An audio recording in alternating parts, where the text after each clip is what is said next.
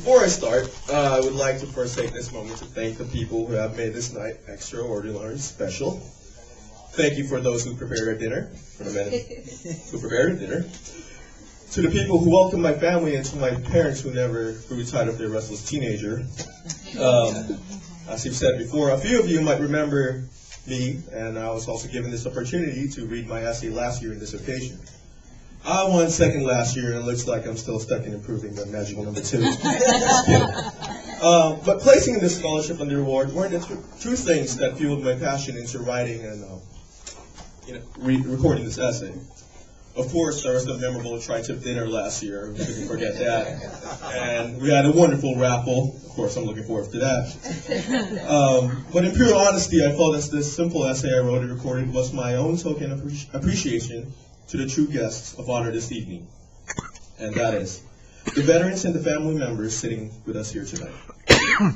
I marvel at the enormity of what you have done to this country, what you have done for my family, and what you have done for me personally. So, without boring you guys too much, I would like to now proceed with my piece.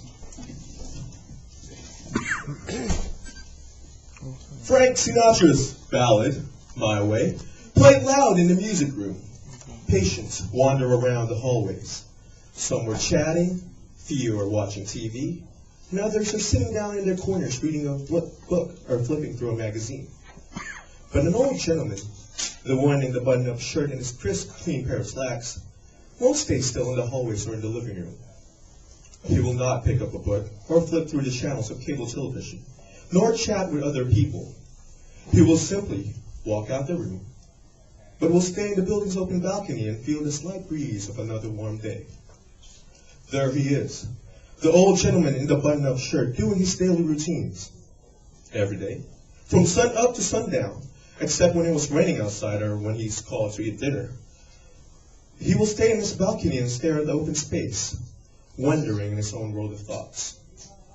He was known as the General, or General in my language, the nice old gentleman who we all knew served for the armed forces in World War II. He was once a Filipino-American soldier who fought the Japanese in the jungles of the Philippines and was part of the Battle of Leyte Gulf. And yet, decades later, there he is, standing alone in the same balcony in San Francisco, doing the same routine every day. He is an epitome of how many in our society treat our veterans today. We have left these men and women aching alone as they grow old, and we have consequently neglected the fact that they were once too the heroes of this nation. For most volunteers in care homes, these are not new scenes. In fact, throughout my visits in San Francisco's Filipino-American districts, I saw veterans walking up and down the street, still proudly wearing their caps, pins, and medals they honorably received. They often stride down Mission Street just before St. Patrick's Church. Many of them are greeted by individuals. They have been accustomed to chatting with a few older men and women as they continue their leisurely walk along downtown Plaza. Others offer them the day's newspaper and a warm cup of coffee. But for the most part, besides from receiving a simple greeting or two, these veteran men seemingly disappear from Mission Street after each morning. In fact, they seemingly disappear in many of our cities like San Francisco and Sacramento until we give them another phone call and invite them to celebrate either Veterans Day or Memorial Day. General or General's story is one that we should be constantly aware of and reminded. The public today has not given these men and women, our veterans, the care and treatment they rightfully deserve. Filipino-American veterans, many of which are still living in San Francisco, have been subjects of news and stories of legislatures that have failed to reward them with support and benefits. In fact, other than seeing these older men and women in Memorial Day celebrations, we often just hear of America's veterans in news clippings and articles that highlight their ill conditions of being left in nursing homes. Almost every time, we are reminded of how our veterans are seemingly forgotten in our daily schedules and agendas. But we, as a nation, must not leave these men and women behind in our fast-paced lives. It is vital that we honor America's veterans every day like we would for our own parents and grandparents. These heroes can't just be commemorated a few days a year. They must be taken care of, thought of, and embraced back to our society, one that they have fought and worked hard for. My role in honoring America's veterans may be small compared to what we can do as a community for these people. As a student, I volunteered in nursing homes and have spent my weekends with these older men and women and have enjoyed my time a lot. It has been a memorable experience hearing their stories of battle, seeing their fierce gesticulations and voices that captivated me and have placed me back in their own footsteps. Every time I talk to one of them, I travel back to a time when they were at their momentous events, as if I too have held a machete and is cutting down the thick vegetation in Luzon's jungles, or as if I am hearing firsthand the roar of the Japanese Imperial Navy planes and propellers. But we shouldn't stop there. We can't hinder ourselves to just nursing homes and visitations. In order to fully honor the veterans, we must push for steadfast legislations that will ensure them of their rights and benefits.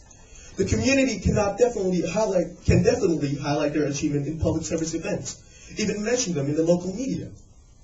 Our students must present these veterans to the rest of our people and tell their importance to younger generations who might be losing touch with their roots and history.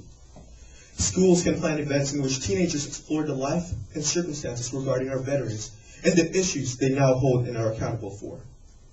We, the schools, the students, and the whole community must commemorate our veterans because they are definitely worthy of our recognition. Thank you.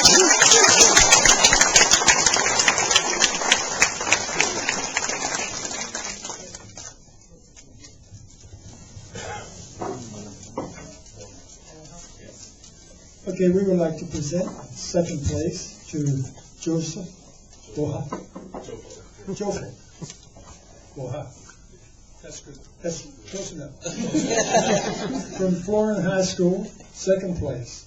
Voice of Democracy Audio Essay Scholarship Competition, awarded this 13th day of December 2007 by Elk Grove Post 2073, Department of California. Ed Harrington, co-chairman. Robert King, chairman. Ed Cravasa, post commander. Congratulations.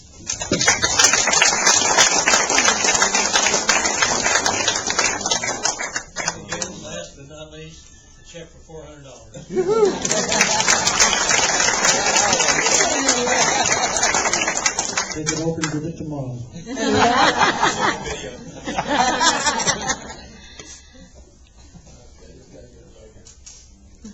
All right, everybody smile. Say cheese. Try to.